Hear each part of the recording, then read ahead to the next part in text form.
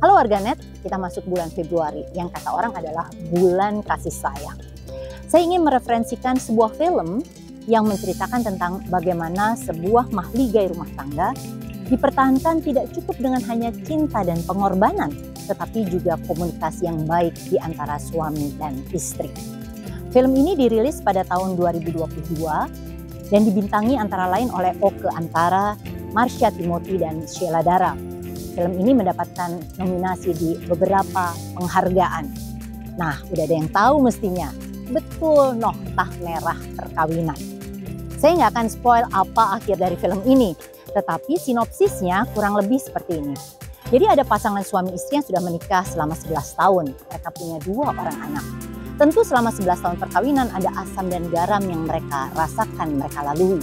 Tapi justru di tahun ke-11 ketegangan memuncak. Dan hal ini dipicu oleh orang tua dari kedua belah pihak.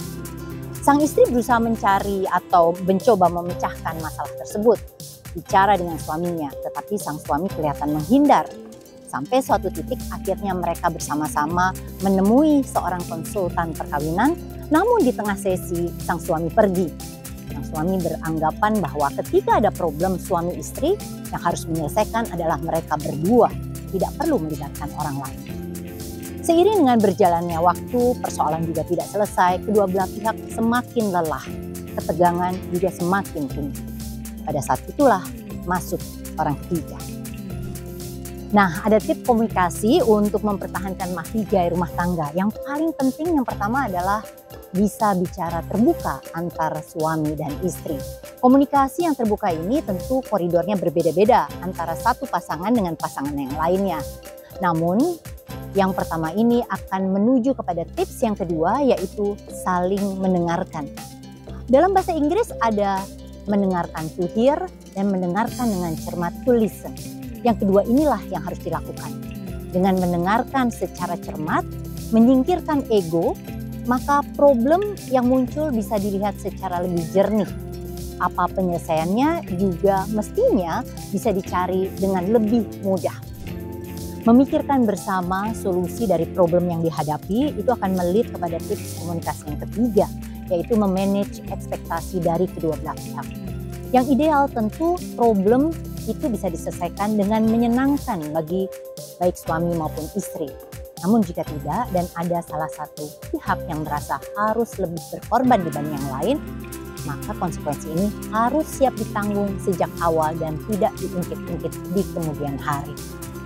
Yang juga seringkali dilupakan adalah tips yang keempat, yaitu bagaimana bisa menjadi pasangan yang suportif. Kadangkala ketika pasangan curhat, pasangan itu nggak pingin kok dikomentari, apalagi kalau komentarnya toksik.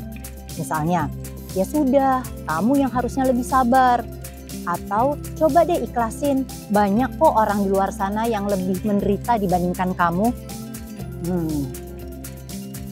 Kadangkala yang dibutuhkan pasangan adalah bagaimana dia didengarkan, listening tadi, dan kemudian ada afeksi secara nonverbal.